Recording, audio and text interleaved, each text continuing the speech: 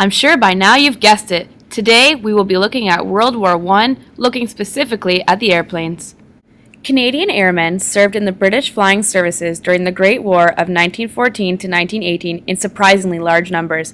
Many of them entered service by volunteering for the Canadian Overseas Expeditionary Force. Upon offering himself for service, every new recruit was required to present himself for attestation. The attestation paper he signed was a contract of enlistment in which the recruit declared an oath of allegiance to King George V and agreed to serve in any part of the service for the duration of the war between Great Britain and Germany. For all practical purposes, the warplane came into being at the end of 1914 with the adoption of the machine gun.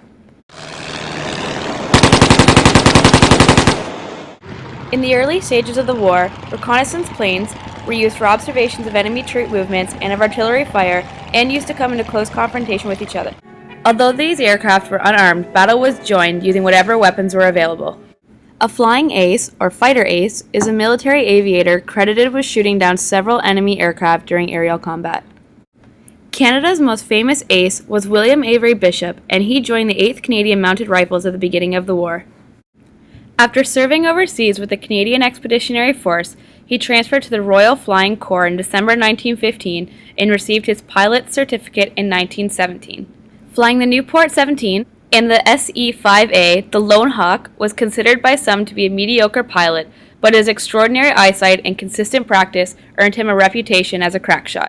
As the commanding officer of the Flying Foxes, William Bishop, or Billy Bishop as is his common name, was awarded the Distinguished Flying Cross after scoring 25 victories in just 12 days. On the morning of June 2, 1917, his single-handed attack against a German aerodrome in the Arras front earned him the Victoria Cross. This made Bishop the first Canadian flyer to receive this honor. Great Britain's highest award, the Victoria Cross, was awarded for most notable bravery, a daring or preeminent act of valor, self-sacrifice, or extreme devotion to duty in the presence of the enemy. I hope this video has enriched your knowledge on World War I planes and aces.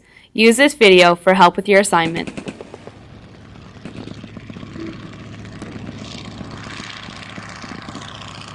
Notice all the different plane styles and notice in different ways that they can fly.